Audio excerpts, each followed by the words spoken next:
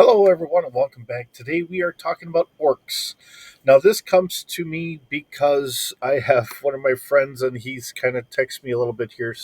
Um, we're kind of going on about orcs mainly because Dungeons and Dragons has now reclassified orcs as more of a playable character race.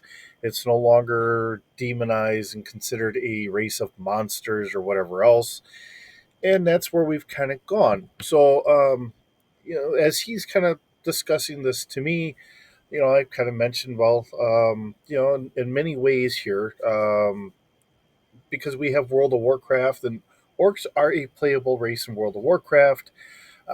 The lines have been softened around them. They've been kind of humanized more. And in some regards, in another way, demonized because people have taken orcs out of context of what they originally were. Um, so where do we go? So being here on Wikipedia, um, that's it's really about the best place to start to be able to bring it out here. Because when I think of orcs, I think of pig snouted, hulking brutes. Yes, they're 2 meters tall, very muscular, not necessarily the most intelligent race out there, um, but they're just these hulking brutes that can do a lot of damage. So where do we get all this stuff from? And I don't know where it's going to go. I can't say what game companies are going to do and whatever else. But as an old school gamer, these were some of the creatures that were the mainstay of the races that would pillage villages, be used by wizards and Dracoliches and all that to be the mainstay of their armies. So uh, whether that's by coercion, bribing, uh, uh, whatnot. It just is what it is. So where do we get all this stuff from? So let's just kind of go in from Wikipedia here and just kind of read on what we have. So an orc, sometimes spelled ORK instead of ORC, in J.R.R. Tolkien's Middle Earth fantasy fiction, is a race of humanoid monsters, which is also called a goblin. So they are part of the goblin kin race. Um, the goblins being the smaller you know version of what they are, as things get offset. In Tolkien's Lord of the Rings, orcs appear as a brutish, aggressively ugly, and malevolent race of monsters, contrasting with the benevolent elves. He describes their origins inconsistently, including as a corrupted race of elves, or bred by the Dark Lord Morgoth, or turn to evil in the wild. Tolkien's orcs serve as a conveniently wholly evil enemy that could be slaughtered without mercy. And that's how I really remember it.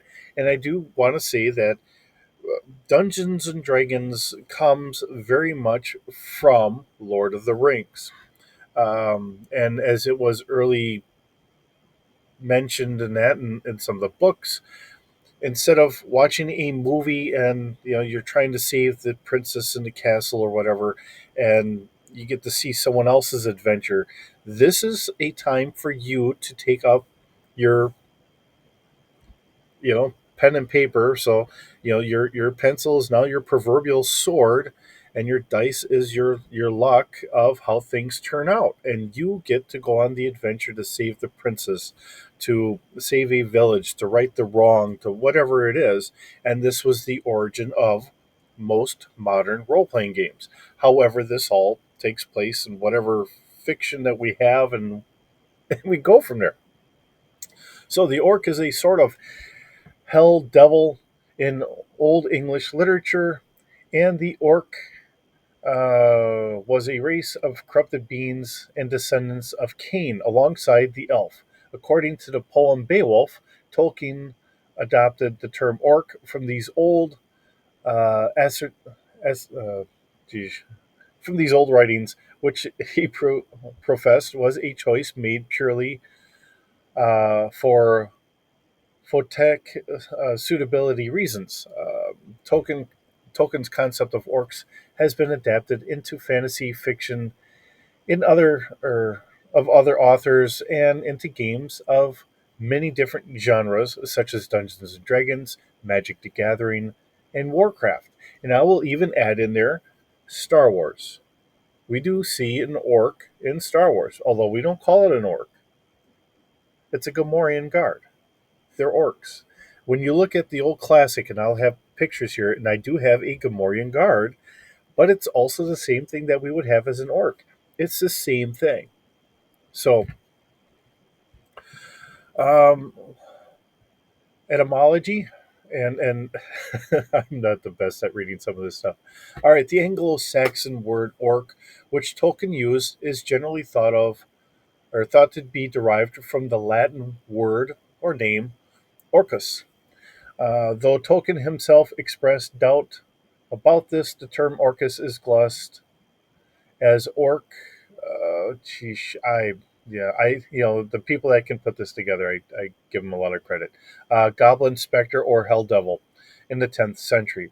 Old English Cleopatra glossaries about the Thomas Wright wrote Orcus was the name for Pluto, the god of the infernal regions. Hence, we can easily understand the explanation of Hel Defolo, orc in Anglo-Saxon, and Theros, meaning the specter or goblin. In the sense of a monstrous being, the term is used just once in Beowulf as a plural compound Orcaneus, one of the tribes belonging to the descendants of Cain, alongside the elves and Etins, giants, condemned by God. And of course, then we have in Beowulf, and there's no way in hell I'm going to be able to read that. I'm sorry. Um, we have John R. Clark Hall. Hence, these evil broads were born ogres and elves and evil spirits. The giants also, who long time fought with God, for which he gave them their reward. And that's from 1901. So, as we see how things have kind of gone, right? Uh, the meaning of Orcaneus is uncertain. Frederick Kelber suggested that it consisted of orc, um, Orcadus, the underworld, and Neas, corpses, to which the translation of evil spirits failed to do justice. It is generally supposed to contain the element ne, Khanate, or Gothic Naus, the Old Norse Nor, both meaning corpse of Orkney, is the gloss is to be glossed as orcus corpse. Then the compound word can be construed as demon corpse or corpse of the Orcus, um, the underworld. Hence, Orcaneus may have been some sort of walking dead monster, a product of ancient necromancy, or a zombie like creature. So, Tolkien. The term orc was used only once in the first edition of Tolkien's 1937 The Hobbit, which preferred the term of goblin. Orc was later used in The Lord of the Rings. The orc element occurs in the sword name Orcrist, which is given as its Elvish language name and glossed as Goblin Cleaver. Okay, stated at no, oh geez, I have a hard time with some of these words. I always have. All right, so please bear with me. Tolkien began the more modern use of the English term orc to denote the race of evil humanoid beings. His earliest Elvish dictionaries included the entry orc with a K, monster, ogre, demon, together with, oh my god, orquinid and orcanese. He sometimes used the plural from Okoi.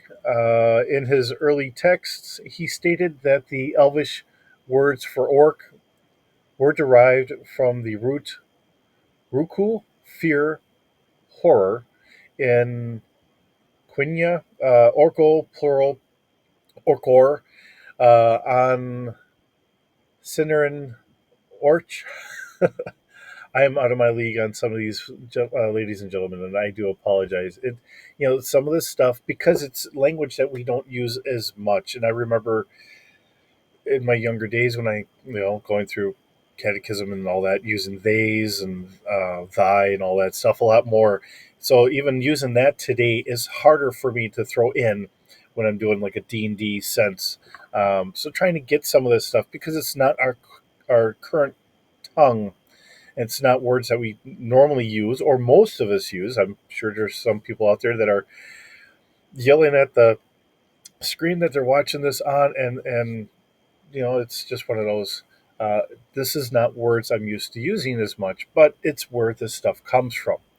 They had similar names in the Middle Earth languages, York in Black speech, in the language of the Duran, Gorgon, Orc folk in uh, Kazdol, Orcus, plural, Orcraths, in the language of Rohan, and in common speech, Orca.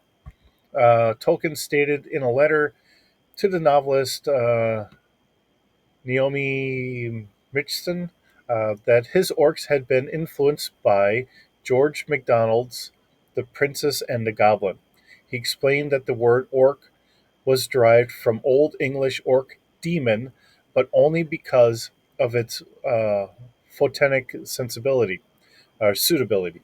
And as he had written here, I originally took the word from Old English orc, Beowulf 122, Orcneus, and the gloss orc, uh, ogre, Headenful, hell devil, and this is supposed not to be connected to the modern English orc, a name appalled by various sea beasts of the dolphin order. So it's not an orca like dolphins, but orc as in this evilish creature. Tolkien also observed his similarity with the Latin word orcus, noting that the word used in translation of Yukro, orch, or is orc, uh, but that is because of similarity of ancient English word orc, evil, spirit, or boogie, to the Elvish words. There are possibly no connection between them. Now, description: orcs are human shape, having or in of varying size. They are depicted as ugly and filthy, with a taste for human flesh, which I think is why in earlier adaptations we have given them a kind of piggish snout. Pigs will eat almost anything. They are fanged, um, bow-legged, and long-armed. Most are small and avoid daylight. By the Third Age, a new breed of orc had emerged from Uruk-hai, larger and more powerful, and no longer afraid of daylight. Orcs eat meat, including the flesh of men, and may indulge in cannibalism. In the Two Towers, Grishna, an orc from Mordor, claims that Isengard orcs eat orc flesh. Whether that is true or spoken in malice is uncertain. And orc flings Peregrine Took, stale bread, and stripped the raw, dried flesh, the flesh of he dared not guess what creature. So, um, half orcs appeared in the Lord of the Rings, created by inbreeding orcs and men. They were able to go in the sunlight. The sly self mature in the Fellowship of the Ring looks more than half like a goblin, similar but more orc like hybrids appear in the Two Towers, man high but with goblin faces, sallow, leering, squint eyed. In Peter Jackson's Lord of the Rings films, the actors playing orcs are made up with masks designed to make them look evil. After a disagreement with the film producer Harvey Weinstein, Jackson had one of the masks made to resemble Weinstein as an insult to him. So, fights go on between these people, and it is what it is. All right, all right. So, Orcish language. The orcs had no language of their own, merely a pidgin of many various languages. However, individual tribes developed dialects that differed so widely from Western, often with a crude accent, was used as a common language. When Sauron returned to power in Mordor in the Third Age, Black speech was used by the captains of the armies and by his servants in the Tower of Brador. A sample of debased black speech can be found in the Two Towers, where a yellow-fanged guard orc of Mordor cursed Ulgrich of Isengard with the words Ulgrich u Bagrok Sha Pushdug Saruman Glob Bullish Skull. In the People's Middle Earth, Tolkien gives the translation Ulgrich to the cesspool shall be dung filth, the great Saruman fool skull. However, in a note published in Vineyard Tangwar, he gives an alternative translation. Ulgrich to the dung pit with stinking Saruman filth, pig guts, ga. Alexander Nemro- Nemirovsky, and I'm probably butchering his name, and I do apologize, speculated that Tolkien might have drawn upon the language of the ancient uh, Hittites and Hurons for black speech. So I think by him putting the pig guts in there might be another reason why we get like a pig snout on some of this stuff. Now, that's my own speculation, and I can't say for sure. In fiction origins, main article Tolkien's moral dilemma. Uh, the origins of orcs were explained in multiple inconsistent ways by Tolkien. Early works depict them as creations of Morgoth, mimicking the forms of the children of um, Elfthar. Alternately, they may have been East Elves of Vari, enslaved, tortured, and bred by Morgoth. Let's see, or perhaps Avari, a race of elves, turned evil and savage in the wild, both according to the Silmarillion. The orcs multiplied like elves and men, meaning that they reproduce sexually. Tolkien stated in a letter dated of 21st of October 1963 to a Mrs. Munsby that there must have been orc women. In the fall of Goblinoid, Mungroth made them the slime of, uh, made them of slime by sorcery, bred from the heats and slimes of the earth, or they were the beast of humanized shape, possibly Tolkien wrote elves mated with beasts and later men, or again, Tolkien noted they could have been fallen Manir, perhaps the kind called uh, bulldog, like lesser Balrogs or corrupted men. Shippey writes that the orcs in the Lord of the Rings were almost certainly created just to equip Middle Earth with a continual supply of enemies who one could kill without computation. Let's see. Or in Tolkien's words, the monsters and the and their critics, the infantry of an old war ready to be slaughtered. Shapey states that all the time, orcs share the human concept of good and evil with a familiar sense of morality, though he notes that, like many people, orcs are quite unable to apply their morals to themselves.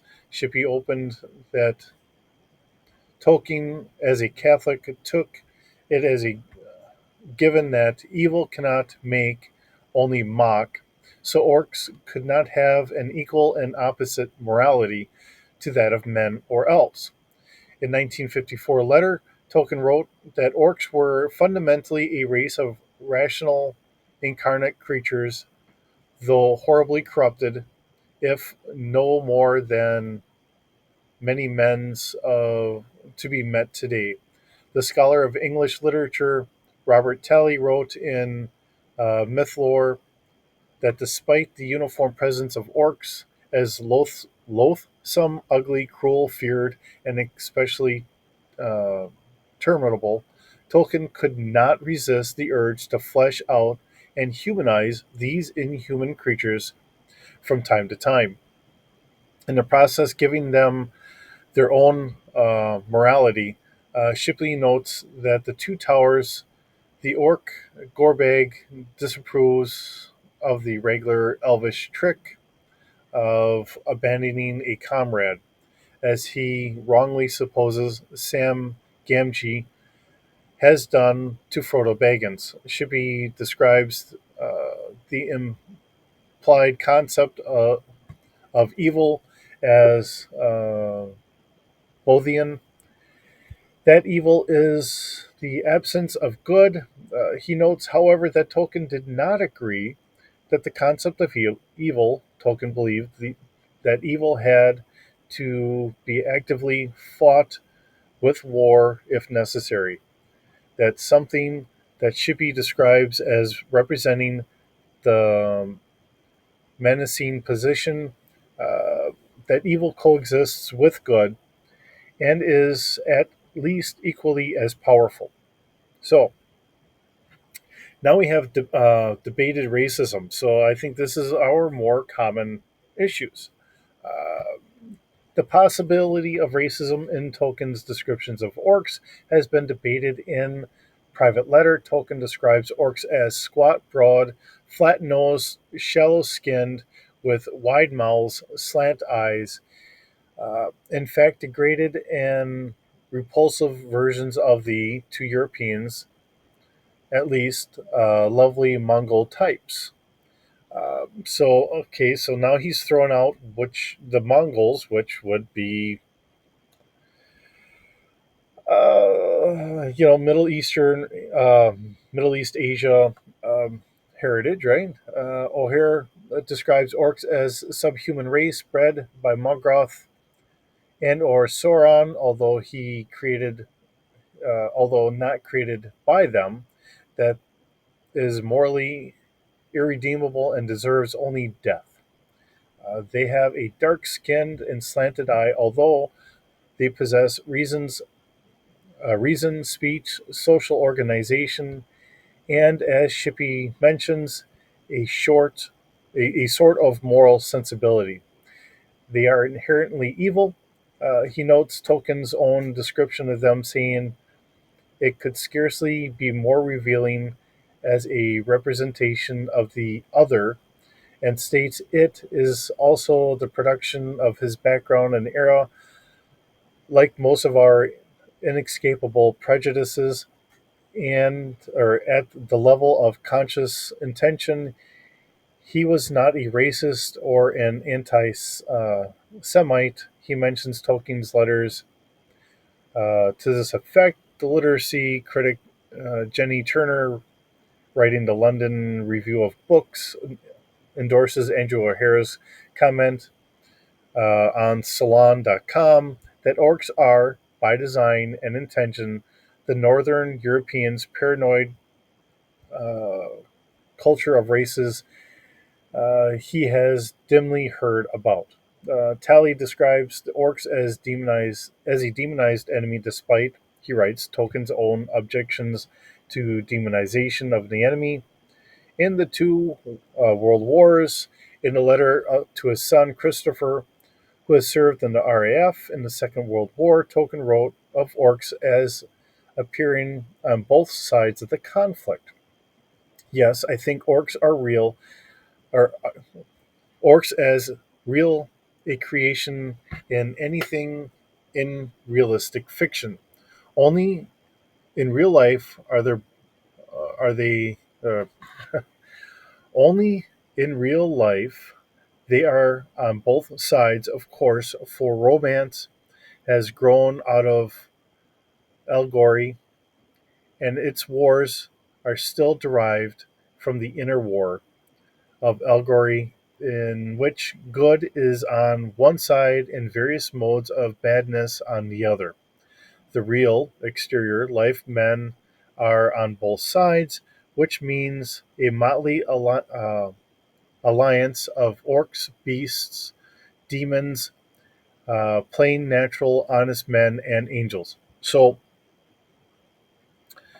you know, to say it like this, that orcs can reside in the bodies of all of us. I mean, when we do evil, that is being like that of an orc.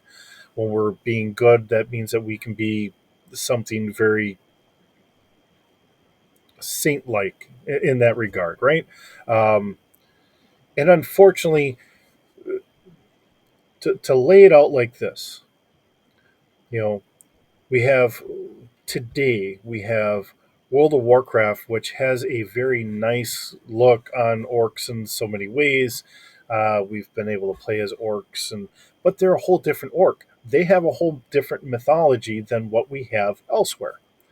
So whatever game you're playing, even in Star Wars, where we have the Gamorreans, right? You know, they're kind of dim-witted.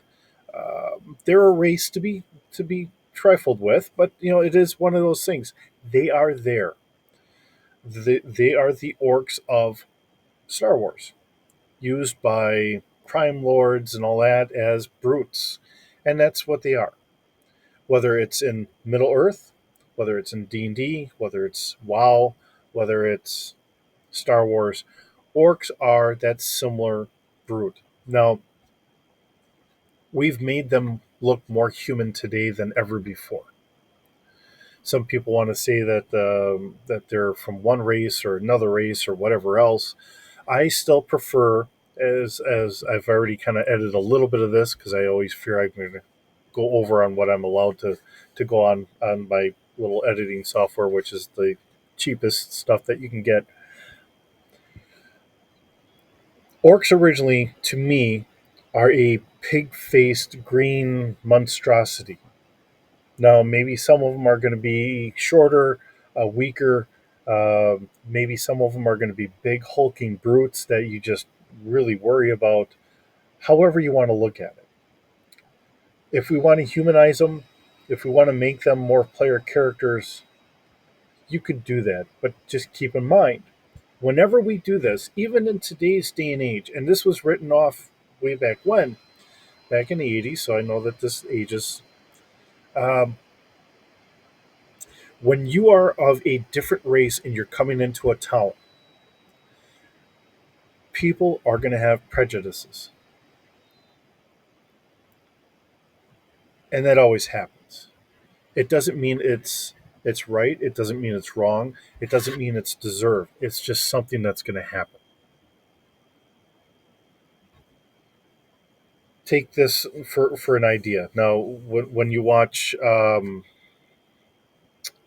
Black Panther and you have the British gentleman that that goes into Wakanda, everyone looks at him a little side eye and kind of wonders what's going on because he's not typically something that is seen.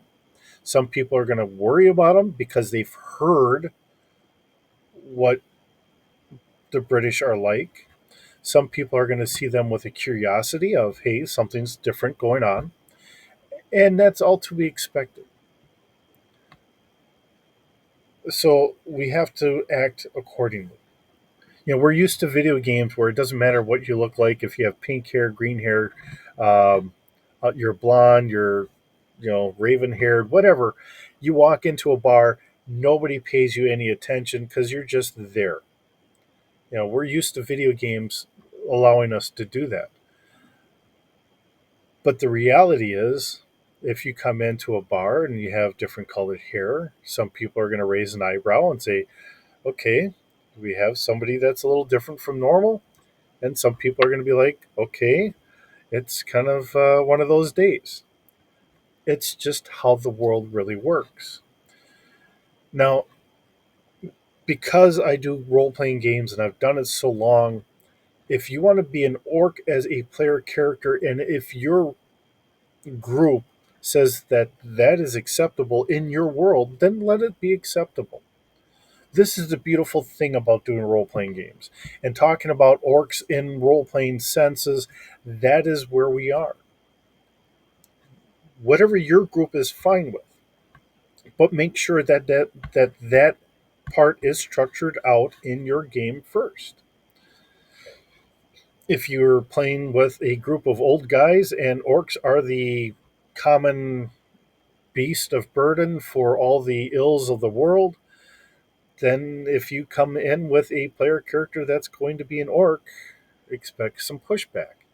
Or they might let you come in, and I've heard people with old stories, listening to some of the RPG horror stories and that. And I think it was Den of the Drake that had done it, where somebody had an orc character of some sort, and he was supposed to be kind of one off, but the group saved the character, kept him around, and he worked as hard as he could to try and be a good blacksmith, and he ended up helping the group when they really needed the help. And it became a very loving character, but that's a oddity amongst that group, and it was very very touching. And I find that story to be touching when I had heard it. But it's just those things. Sometimes you can take something that is the most vile. I mean, we look at dragons differently today than we did back in the 80s. um, Dragons were always more of something evil outside of a couple outliers, you know and today, we have How to Train Your Dragon, and it's like, okay, things are getting a little softer, fluffier, and all that. And it's just how things change. Our perception of things change. But you have to keep in mind, in one world, they are the ultimate evil.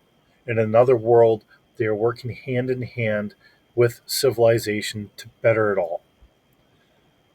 And when we look at orcs, don't look at it in today's view of, is this considered this type of people or that type of people?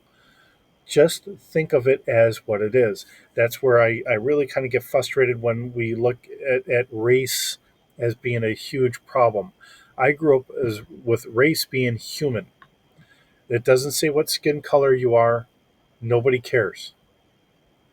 If you're in a world where we have dwarves, halflings, half orcs, orcs, elves. You have werewolves going around, vampires. I don't think anyone really cares that much. Now, I will say this, because of Tolkien being what it is, we're still going to have people that are going to be more in one area than another.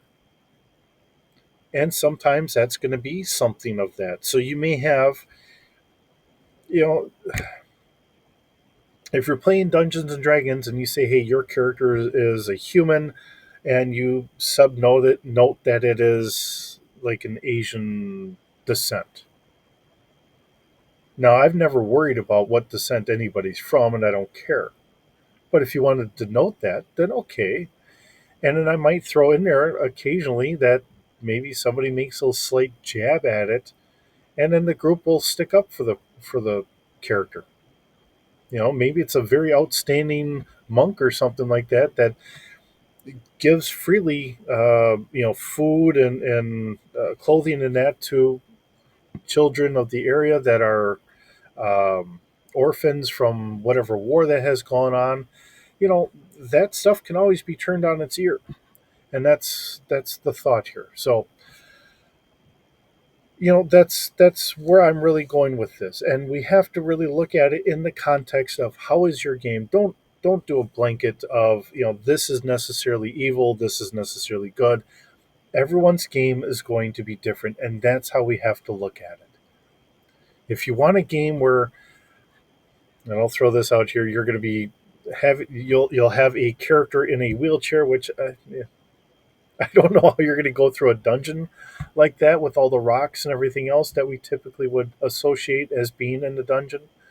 But if your group wants to do that, then more power to you. That means that you have to come up with ways to getting them through. Now, maybe it's a magical device. I don't know. That's something for you guys to work on. But that's the ability of being in a role playing game. You can be who you want to be for whatever silly reason that is. And that's where we are. In my mind, orcs are a pig nosed green creature, um, and that's where we go. Now, sometimes they're going to be bigger, sometimes they're going to be a little smaller, whatever. They're orcs, and we have goblins. Goblins usually, to me, have that long, pointy nose. They're they're creatures of evil to put against the main characters or the rest of the world that we create. Now, if in your world you want to make them nice and fluffy, everyone gets along with them, that's fine. That's your world. You have all the power in the world to do that. And that is what really needs to be said. And I don't think I need to go on any more than that. It's your world, your creation. Run with that and have fun with that. Because at the end of the day, no matter what game you play, if you don't have a game that your players are happy with, no one's going to want to come around and play again. That's all that matters. Doesn't matter what you think of what I'm saying here. It doesn't matter what anybody else says. It doesn't matter how Tolkien had originally described the orcs or how it was described all the way back in Beowulf. None of that matters. It matters what works for your group, and that's all that really counts. So, with that being said, thank you for stopping by. Thanks for listening to me rant on this. I've thought a little bit about some of this stuff in the past. The fact that I've got a friend that had texted me last weekend, and it's finally coming around to say, "Hey, yeah, we need to get this a video on this," um, and it's important. It's important for a lot of people to understand. You know, it shouldn't be a racial thing. It shouldn't have anything to do with any of that stuff. It's just how do we come up with a generic bad guy that we can use to go against, and however you want to run that. Make a new guy if you need to. For me, orcs work because they've been in lore for many generations. And orcs are only orcs. And yeah, I like Goblin Slayer, and to sit here and say that their own little way of how goblins reproduce and stuff like that, and maybe that's how orcs come about. The god that they pray to has tricked humanity into allowing them to breed with humans, and as well as other creatures of burden, and you know that's what makes them evil. um, I like that for the fact of it gives a sense of why we need to destroy them and keep people safe.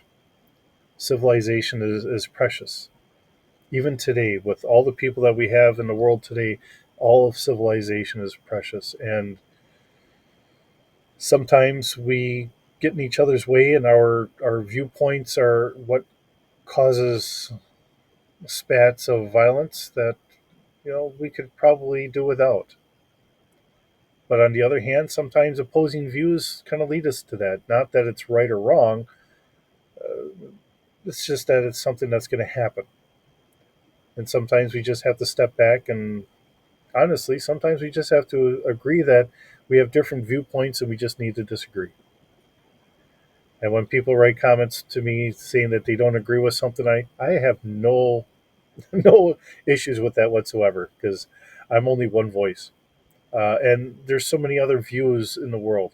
I have things that I've gone through in my very kind of bland life that's how I view things.